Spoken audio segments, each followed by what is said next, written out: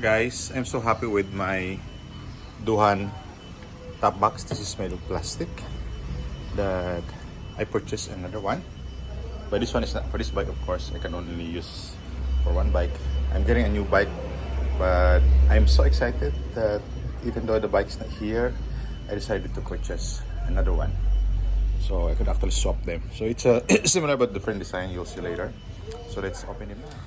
So it's a 45-liter capacity as well. I got a black, and the weight with the packaging is 4.8 kilograms. So later we'll weigh just the box and also with the bracket. So it's challenging if you do this with one hand. Yeah. Okay. All right. Yan.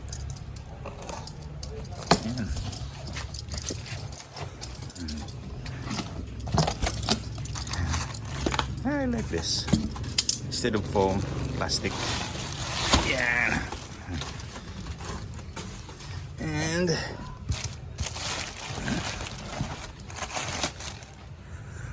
okay.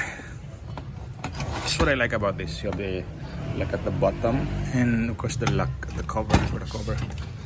And oh, this one is an improvement. It now has a zipper. That's nice. Still the same. And oops. So as usual, these are the accessories that came with, and also 2 pieces of key. I was looking for the mounting bracket. It's right here. Right there. Yan. Sa baba pala siya. So, yun.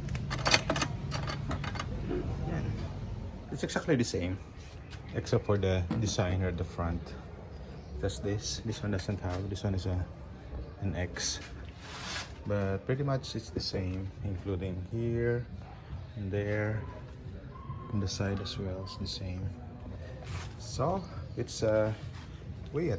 It's 4.3.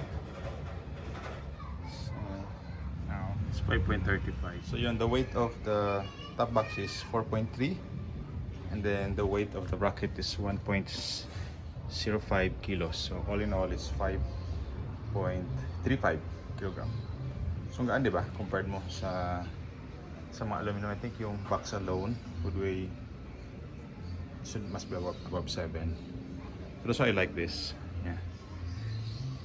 So I can't show you how to install because wala pa isa akong motor. I only have this bike. Tingnan po natin yung loob ulit. Yan.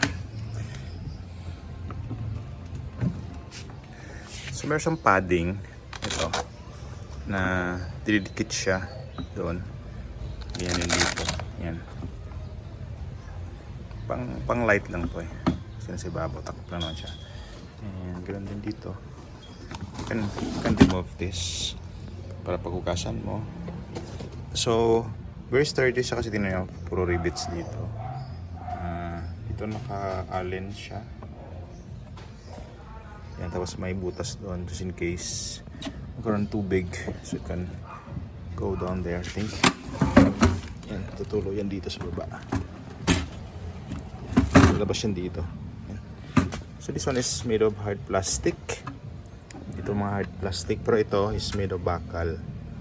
Tapos ito, I think, I don't know anong material to.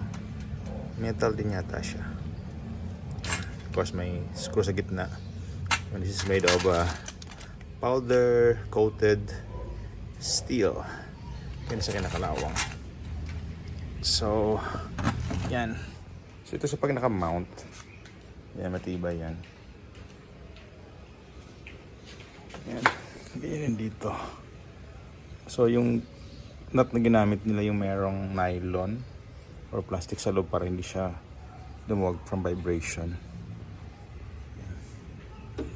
Tapos ang gusto ko nga dito is yung meron siyang lock dito sa baba. Yan. Yung iba kasi naka-combine yata dito, or yung sumasabit sa kanya is made of plastic.